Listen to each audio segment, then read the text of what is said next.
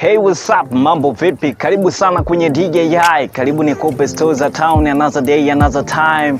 Yes sir, kazi yangu mimi ni kukupa story za sehemu tofauti tofauti na wewe fly ili ujisikie kuwa na good vibe. Yes, wananiita DMKT mbavu ya kushoto ama Rigweze. Nikukumbushe tu kwa moyo mkunjofu kulike na kusubscribe hii channel ili uwe unapata video kila tunapoanzia upload.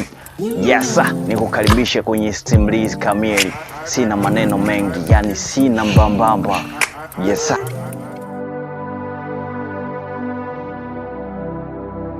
Wahenga na warudishe kidogo miaka ya 80 katika wasanii waliokuwa wakitisha duniani. Ukiachana na Michael Jackson, kulikuwa kuna Freddie Mercury kutokea pale nchini Uingereza. Freddie Mercury alibarikiwa kipaji cha muziki hata kama ni mgeni kwake kusikiliza. Kupitia nyimbo zake dakika moja tu utapata kumpa 100 ya 100 endapo ungekuwa jaji wa PSS. Mercury alifanya muziki katika bendi maarufu ya Queen akiwa kama mwimbaji kiongozi. Asilimia kubwa ya nyimbo za Queen zilivuma zilizokuwa zikiandikwa kwa kalamu yake. Kwa hiyo Mercury alikuwa ni msingi wa bendi ya Queen. Aliimba nyimbo maarufu zilizovuma duniani kama vile We Are The Champion, Don't Stop Me Now, Somebody to Love, Killer Queen, Love of My Life.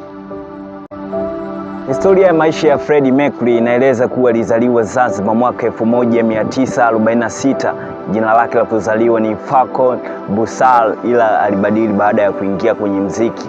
Aliishi mitaa ya Stone Town palipokuwa na makazi yao. Wazazi wake walikuwa na asili ya Kihindi, walikuwa Zanzibar kikazi. Baba yake alikuwa ni mtunza fedha wa mahakama ya serikali kikoloni iliyokuwa visiwani Zanzibar. Freddie Mercury alipofikisha miaka 8 alipelekwa kusoma nchini India na kurudi Zanzibar kila likizo kuungana na familia yake. Mwaka 1963 akiwa na miaka 17 alijiunga na shule ya Kikatoliki ya St. Joseph Convent iliyokuwa visiwani humo. Mwaka 1964 kulizuka vita ya mapinduzi ya Zanzibar ambayo ililenga kuondoa Waarabu na watu wenye asili ya India.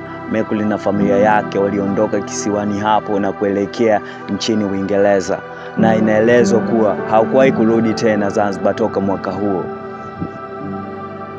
Mercury alipata mafanikio makubwa katika muziki na kushinda tuzo mbalimbali duniani na kuipeperusha vyema bendera ya Uingereza. Kwa bahati mbaya, Freddie Mercury aliathirika na ugonjwa wa ukimwi. Afya yake ilidhoofu na kukata tamaa na maisha, maana wakati huo ukimwi haukuwa na ARV.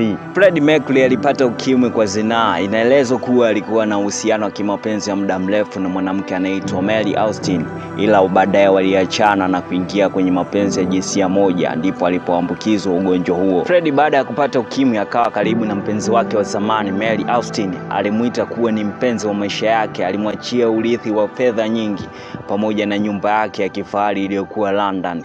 Freddie Mercury alifariki mwaka 1991 akiwa na umri wa miaka 40. Zanzibar inaandaa makumbusho ya Freddie Mercury ambayo itatembelewa kila mwaka na mashabiki zake. Makumbusho hayo yanaonyesha nyumba iliyokuwa anaishi Freddie Mercury iliyopo Stone Town, Zanzibar. Basi nami sina la ziada, ni kuage tu. Wananiita DMKT mbavu ya kushoto. Tukutane kwenye simulizi zingine zinazofuata.